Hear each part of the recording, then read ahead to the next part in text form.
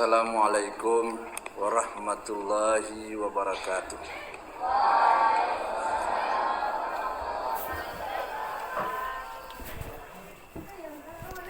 Alhamdulillahil alimul hakim, al-azizul ghaffar, alladzi la ilaha illahu, lahul mulku wa lahul hamdu wa huwa ala kulli syai'in qadir. Wassalatu wassalamu ala asyrafil anbiya'i wal mursalin wa ala alihi wa ashabihi wa man tabi'ahum bi ihsanin ila yaumiddin. Para jamaah kaum muslimin dan muslimat yang berbahagia, alhamdulillah malam ini kita semua mendapat hidayah Allah Subhanahu wa taala, bersama-sama datang menunaikan kewajiban. Lalu kita lanjut bersama di dalam pengajian kita ini. Pada pengajian kita yang lalu, kita telah banyak berbicara, menyampaikan tentang nikmat-nikmat surga. Dan karena jelasnya keterangan Allah dan Rasul dalam hal ini, maka kita perlu bertegas pada diri kita. Kita mengambil ketegasan diri untuk kita berusaha bagaimana mendapatkan itu semua. Kita selalu berkata pada diri kita bahwa surga itu tempat bersenang-senang. Tentu kesenangan itu tidak dengan begitu mudah kita bisa peroleh. Dia butuh pengorbanan,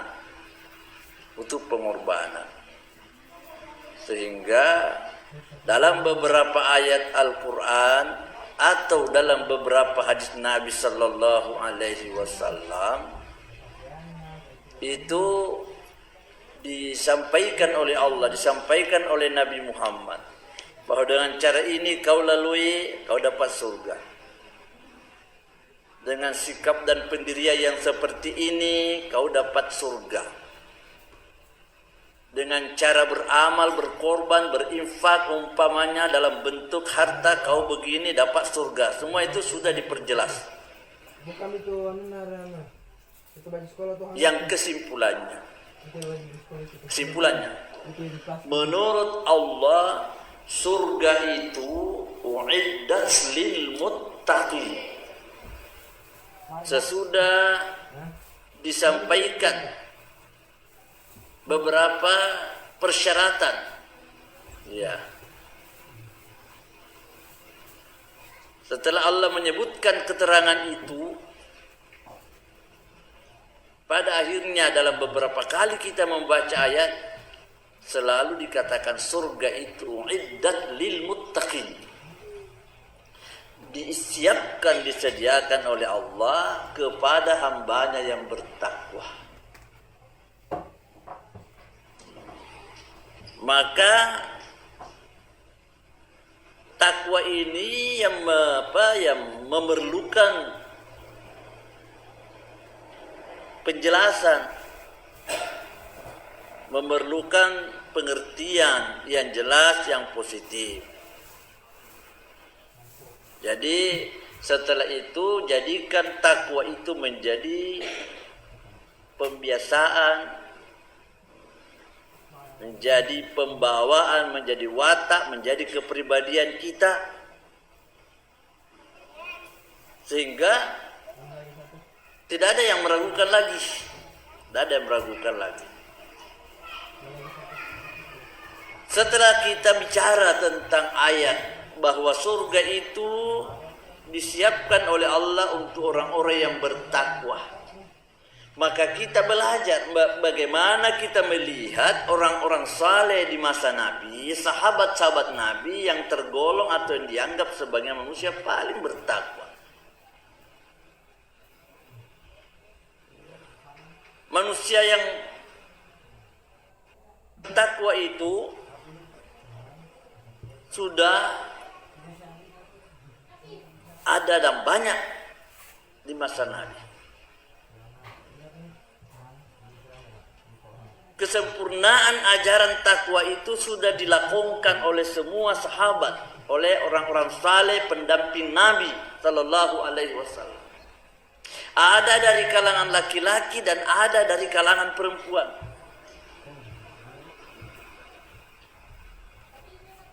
Dari kalangan laki-laki tentu Khulafaur Rasyidin, Khalifah Nabi kenal, ada 4. Siapa dia? Abu Bakar As-Siddiq. Siapa lagi? Umar bin Khattab. Siapa lagi? Ali bin Talib. Utsman bin Affan. Keempat khalifah Nabi ini telah menghimpun semua nilai dan pribadi takwa pada dirinya.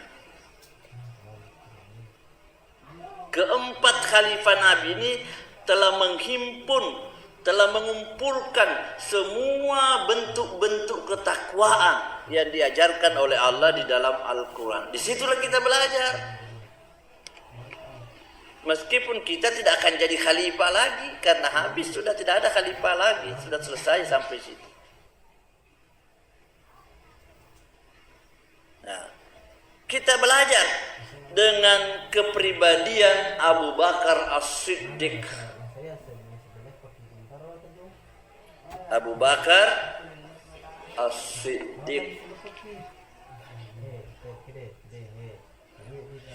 Coba kita lihat bagaimana Abu Bakar As-Siddiq menyambut ajaran Nabi Muhammad sallallahu alaihi wasallam.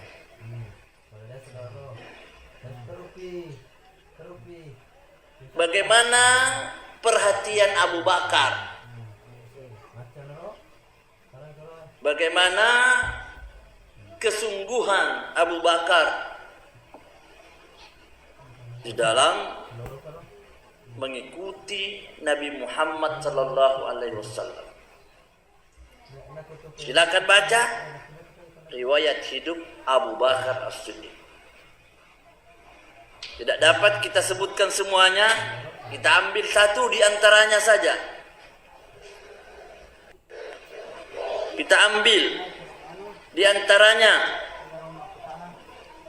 bahwa Abu Bakar itu tidak merasa kecewa bersama Nabi Muhammad sallallahu alaihi wasallam.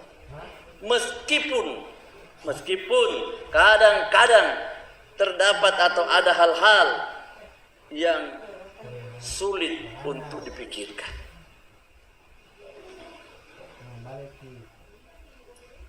Abu Bakar tidak pernah merasa kecewa dan tidak pernah merasa menyesal dalam penderitaan bersama dengan Nabi Muhammad sallallahu alaihi wasallam.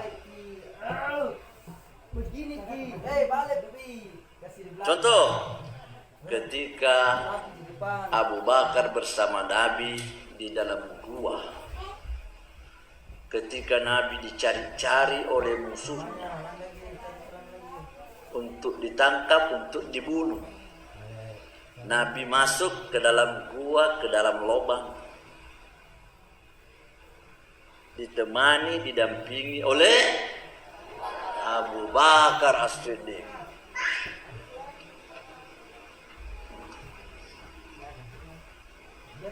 Ketika musuh, ketika orang kafir lewat di atas kepalanya Nabi,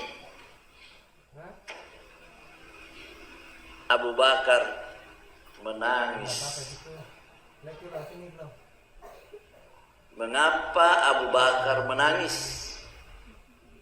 Apakah Abu Bakar itu menangis karena takut dengan musuh? Apa yang menyebabkan Abu Bakar menangis? Ingat dalam Al-Quran, idhuma fil ghari, ketika keduanya berada di dalam gua, idh yaqulu li sahibihi, ketika Nabi berkata kepada sahabatnya, kepada Abu Bakar, la tahzan, innallaha ma'ana. Jangan bersedih wahai Abu Bakar, karena Allah bersama kita. Abu Bakar menjawab, ya Rasul, saya menangis bukan karena saya takut mati.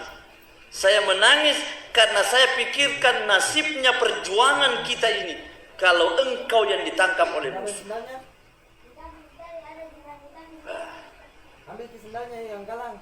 Berarti Abu Bakar itu dalam kehidupan beragama mendahulukan perjuangan daripada pikiran dan perasaan, daripada kesenangan pribadi.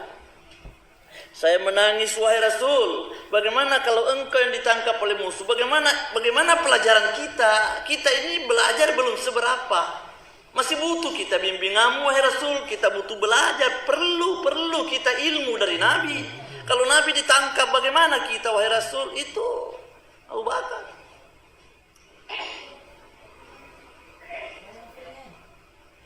Itu yang dipikir. Jadi terbaca Abu Bakar itu memikirkan perjuangan. Yang menjadikan Abu Bakar itu menangis karena memikirkan agama. Itu yang menyebabkan Abu Bakar menangis. Nah, kalau kita sudah bisa menangis karena memikirkan agama Allah, berarti takwa kita sudah mulai muncul.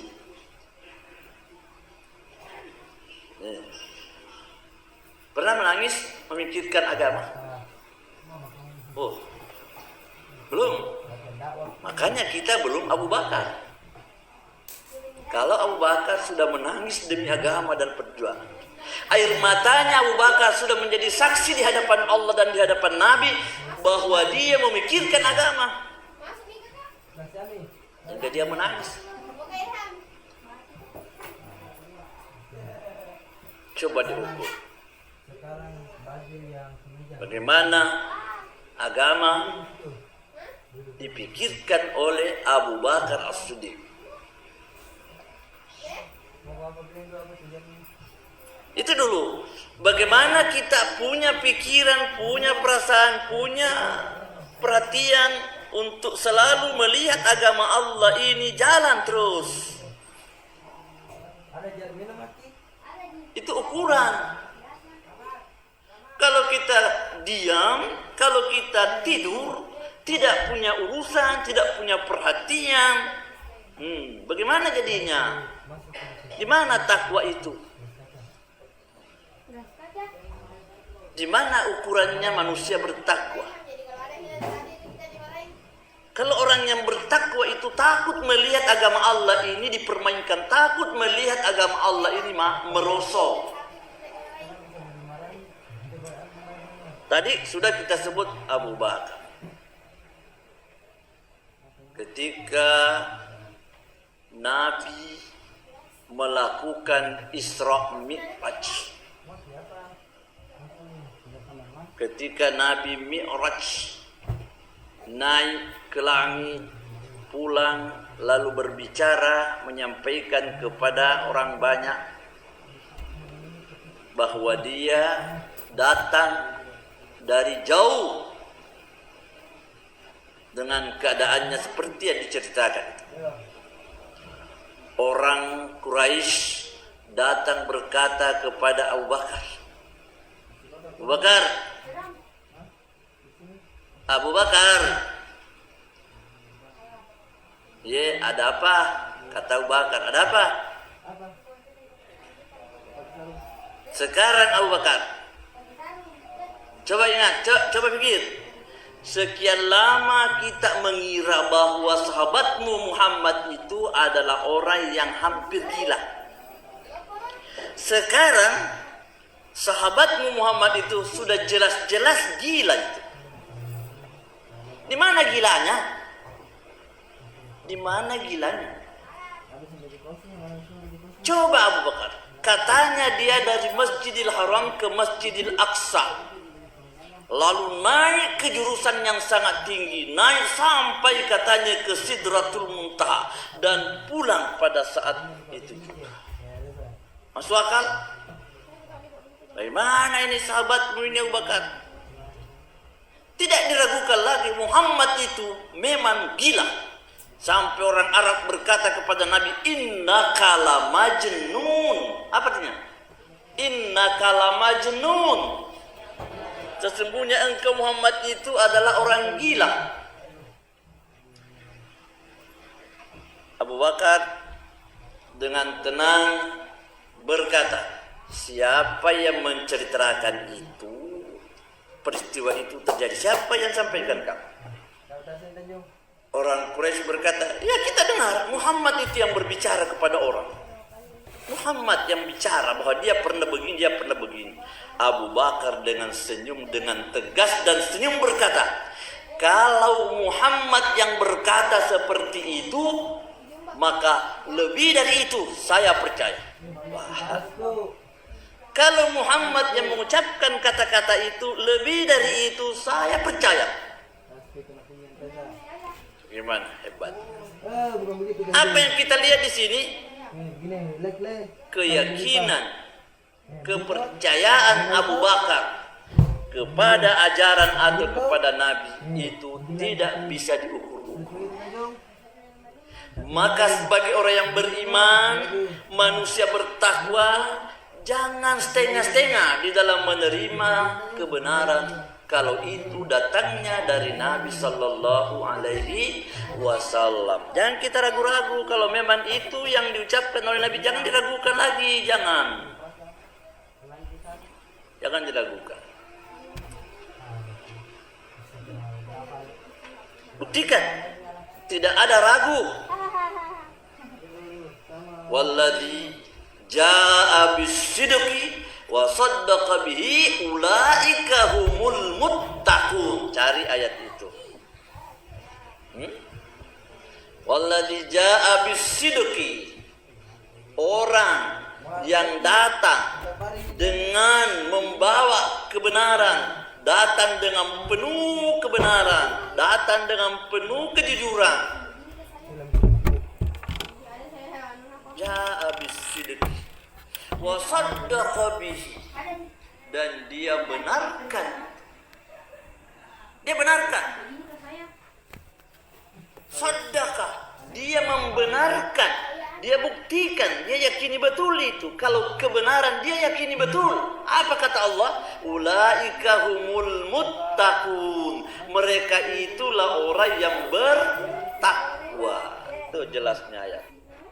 Orang yang bertakwa itu yang membenarkan itu, yang mengakui itu, yang membuktikan itu kebenaran. Itu yang bertakwa. Sadaqah itu dia buktikan. Dia bukan cuma berkata, tapi dia buktikan kebenaran itu. Ulaika humul muttaqun, itulah orang yang bertakwa. Abu Bakar itu membenarkan.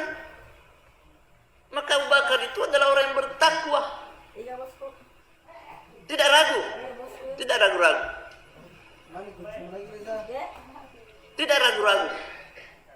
Innamal mu'minuna alladzina amanu billahi wa rasulihi tsumma lam yartabu. Ada Ji. Ada lagi, begitu bunyi ayat lagi. Orang yang dikatakan beriman ialah orang yang beriman, percaya kepada Allah. Kalau sudah berkata saya beriman kepada Allah, lam yartabu, tidak ragu-ragu. Tak boleh bimbang. Tak boleh ragu-ragu. Orang bertakwa tidak boleh ragu-ragu. Belajar agama tidak boleh ragu-ragu. Beribadah jangan ragu-ragu. Tak boleh kita ragu-ragu. Jangan ragukan. Kalau sudah itu jalan agama, itu jalan lurus, kalau itu sudah jaminan agama, jangan ragukan, jangan ragukan. Sama kalau umpamanya, contoh, dikatakan penghafal Quran itu adalah manusia yang paling terhormat, jangan ragukan itu, jangan ragukan. Jangan diragukan itu. Benarkan itu kalau ada yang diterima. Yakini itu namanya manusia bertakwa. Sama kalau kita tawakal itu luruskan perasaan. Jangan seperti yang orang bilang, ada orang Bugis bilang, tawakal tenre.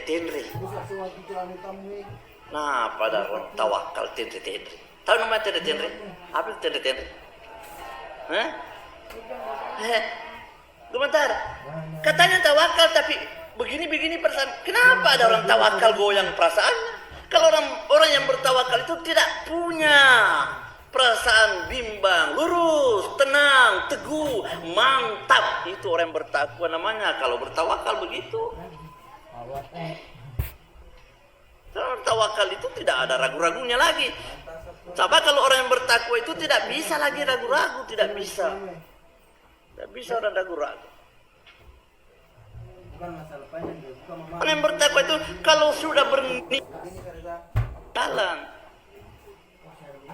Belum dapat ayat tadi, ja'a bis-sidqi wa saddaqa bihi ulaika humul muttaqun. Mana semua? Surah Az-Zumar. Surah Az-Zumar.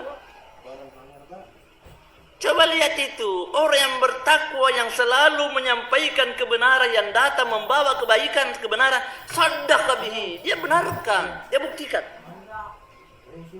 Maka Abu Bakar adalah manusia bertakwa. Ya. Manusia bertakwa. Mari kita lihat selanjutnya. Umar bin Khattab, manusia bertakwa dia. Manusia bertakwa itu. Umar orangnya jujur. Jujur. Umar jawab, tidak main-main. Itu Umar.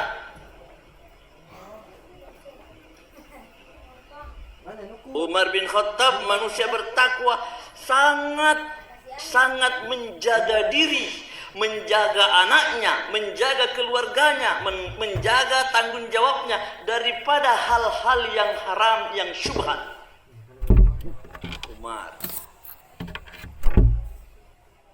Umar tidak mau terlibat dalam perkara-perkara yang meragukan.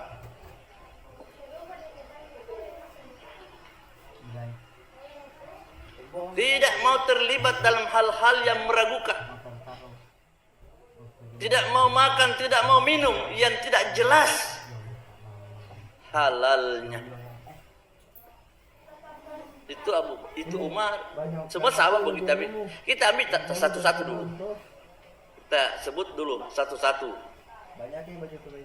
Umar jujur. Umar tidak cinta harta. Tidak cinta harta. Ya. Umar berani dan yakin tentang kebenaran sebagaimana Abu Bakar As-Siddiq.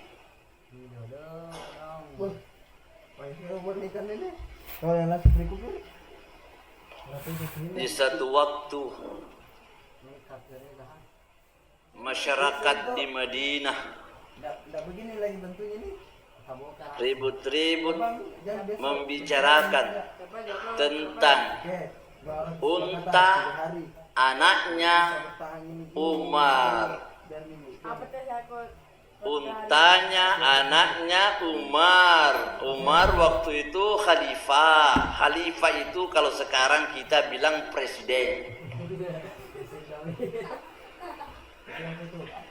Sang pincang melihat, kalau melihat unta, gendutnya untanya anaknya Umar bin Khattab. Gemuk sekali, sehat, luar biasa. Ketika orang berbicara tentang anak untanya Khalifah Umar itu gemuk, Umar pasang kuping, pasang telinga. Ada apa itu? Selidik. Umar pintar menyelidiki keadaan. Pasang telinga, pelajari keadaan, ada apa, mengapa, betul. Betul, untanya anakku paling gemuk di Madinah. Setelah diselidiki, setelah dipelajari, mengapa untanya anak menjadi unta yang sangat gemuk? Jawabannya sederhana. Karena untanya anaknya presiden. Untanya anaknya khalifah. Siapa yang mau usir? Ya. Siapa yang mau mengusir unta itu? Bukan merasa takut. Kalau orang biasa bilang karena takut karena anaknya boskah. Tidak ada rasa takut, bukan rasa takut. Karena cintanya orang kepada anaknya khalifah. Siapa yang tidak cinta? Karena cintanya orang kepada anaknya pimpinan, kepada anaknya khalifah. Sehingga untanya anaknya itu biar kemana, biar apa dia mau makan. Tidak ada orang yang mau halang-halang, tidak ada orang yang mau usir.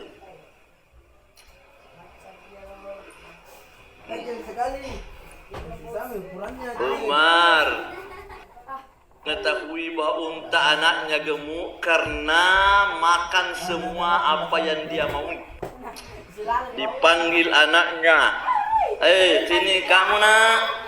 Ali annaka ibna amiril mu'minin. Apakah lantaran kamu itu anaknya Amirul Mukminin sehingga untamu itu menjadi gemuk dan tidak ada orang yang mau mengusirnya, nak? Nah, tidak seperti ini yang Abah mau. Tidak seperti ini yang Abah mau. Saya tidak mau kalau anakku menonjol dalam kesenangan itu. Kau anaknya Amirul Mukminin, tidak mengerti saya sebagai orang tuamu. Itulah Khalifah Umar. Udah paham? Paham? Khalifah Umar tidak menonjol kehidupan dunianya sampai kepada unta anaknya itu dikontrol. Jangan sampai gara-gara makan hartanya orang sehingga gemuk.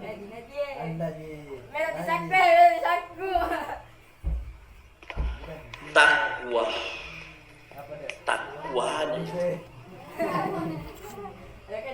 akhirnya tiba saatnya anak kandungnya itu hendak dinikahkan kepada wanita. Carikan jodoh anaknya. Kalau kita bos carikan jodoh anak, tentu kita cari yang paling kaya, begitu? Ya, yang paling hebat. Ya, kalau kita pejabat tinggi, anak kita mau menikah, apa kita tidak berpikir? Kalau ukuran orang sekarang, sudah pasti dia cari yang mentereng, yang hebat pula, yang kemilauan dengan harta kesenangan dunia. Maklum kita bos. Apa yang Umar lakukan ketika hendak mencarikan jodoh anaknya? Beliau Umar berjalan di malam-malam hari memasuki lorong-lorong kota Madinah, menyelidiki keadaan untuk mendapatkan suara-suara manusia bertakbir. Jadi kita cerita begitu deh supaya gampang dipaham saja. Sampailah saatnya pada satu malam Umar bin Khattab di malam di waktu dini hari. Umar jalan di lorong Madinah mendengarkan seorang wanita tua yang membangunkan anak gadisnya.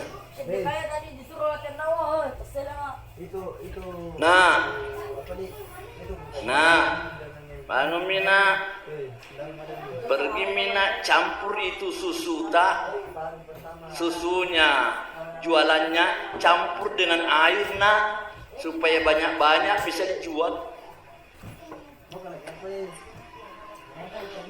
Susu dicampur dengan air supaya banyak-banyak yang dijual. Kiki bagaimana? Boleh tidak? Tidak. Salah. Pelanggaran. Karena menipu orang. Semua orang mau beli. Pasti cari yang asli. Tidak mungkin kita berkata ini susu saya jual sudah dicampur air. Mana orang mau jual begitu? Tidak. Terus si gadis ini berkata, "Ma, jangan kayak begitu, palsu itu. Tidak boleh orang begitu." Itu dilarang oleh Khalifah Umar. Umar pasang kuping di dinding, di balik dinding. Umar begini, pada bilang ini gadis di dalam. Terus mamanya ini bilang, "Nah, mana Umar mau dengar, mana Umar mau tahu bahwa kita campur itu susu?" Padahal Umar sudah di dinding rumah mendengar-dengar. Terus gadis itu berkata, "Ma, Umar itu menyampaikan agama Allah Subhanahu wa ta'ala. Tidak boleh, Ma. Umar itu cuma menyampaikan agama. Tapi ini adalah perbuatan yang bertentangan dengan ajaran agama. Ini yang begini bukan takwa yang begini. Tidak bisa imam begini, tidak bisa." Gemetar persendiannya Umar. Langsung menyentuh. Langsung hati Umar. Sudah ini calon putraku. Gadis ini yang insya Allah akan jadi menantu saya. Wanita tua di rumah yang reok-reok, hanya jual-jual susu perahan kambing atau binatang kerjanya. Besok hari, pagi hari, setelah itu kesimpulan Umar, di rumah ini terdapat gadis salehah. Catat. Langsung Umar catat. Di rumah ini terdapat gadis salehah. Langsung catat di lorong ini, jurusan ini rumahnya. Dia hafal betul sudah. Pulang ke rumah. Pulang ke rumah, langsung panggil anak. Siapa yang menang kira-kira? Ini Min. Anaknya Umar. Kita di siap nikah. Nah, sini. Nah, saya telah menemukan calon istrimu yang soleh. Siap nak, saya akan menikahkan engkau dengan gadis itu. Sama banyak. Tidak pikir panjang. Gadis itu dilamar. Gadis termiskin di lorong-lorong Madinah. Hidup bersahaja dengan rumah yang hampir tidak bisa terlihat. Kalau orang bilang sekarang rumahnya orang itu sangat sederhana sehingga tidak bisa kena foto. Istilah orang sekarang tidak susah kena kamera karena tidak ada yang cantik, tidak ada yang indah di sini. Tiba-tiba presiden dengan anak kandungnya. Bayangkan. lamar Ananda tercinta dengan ini menyatakan siap abah. Mana yang abah baik anggap baik, itulah yang anak anggap baik. Lamar. Siapa yang tidak terima kalau presiden anak tak dilamar situ? Kira-kira mau menolak ini gadis tadi? Tak mungkin terima. Setelah ketahuan orang banyak bahwa anaknya Khalifah akan dikawinkan dengan gadis miskin yang ada di lorong sana, geleng kepala pejabat-pejabat di Madinah. Tuh Umar Khalifah ada tonji gadis tak berperasaan sekali. Banyaknya orang berkata dalam hatinya, dalam pembicaraannya satu dengan yang lain, apa sampai ke sana? Kita tidak punya anak perempuan, kita juga orang dekatnya. Kenapa bukan kita yang dilamar oleh Khalifah? Sampai banyak gadis pada waktu itu pening kepala di Madinah. Bukan main kalau anaknya Khalifah Umar yang kita dapat. Aduh, gelisah orang. Umar tahu bahwa ada orang yang gelisah gara-gara saya mau mengawinkan anak saya dengan laki-laki, dengan perempuan yang sangat miskin sederhana. Umar menyampaikan kepada masyarakatnya, kalau bukan saya yang menyayangi orang yang seperti itu, lalu siapa lagi yang bisa sayang kepada orang miskin seperti itu? Bagaimana? Bagaimana? Bagaimana kalau sudah begini? Umar tahu desas-desus. Umar tahu. Yo. Mar.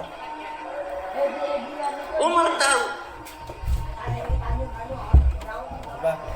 Ada hal-hal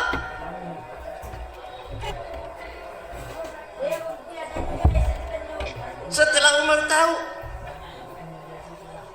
Umar jawab desas-desus.